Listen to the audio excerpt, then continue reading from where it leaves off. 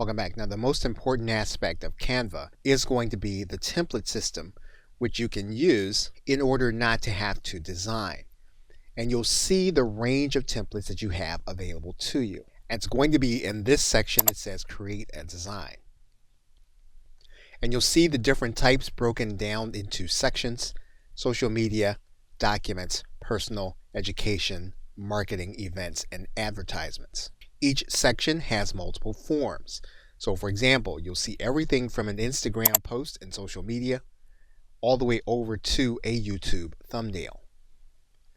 When you click inside of one of the templates, you'll notice there are going to be different forms of that particular design, and you'll see them in this section.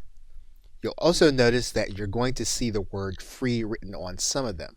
That means then that if you like one of the other templates that doesn't have the word free, you can pay for that template in order to use it.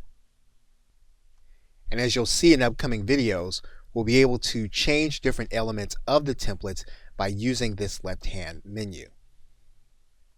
And once you've started the editing process, you'll notice then that you have a section here at the bottom called Your Designs. And this will hold the edits that you have been making to your templates in this area. What you can also do to find the design is you can use this search engine, and you'll just write in the kind of post that you're going to be creating. What you'll then be able to do is to click that link. This will give you access to a specific kind of template where, again, you have choices between free and paid templates.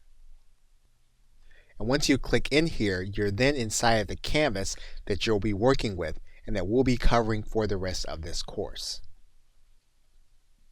Okay, so with that, thanks, and I will see you in another video.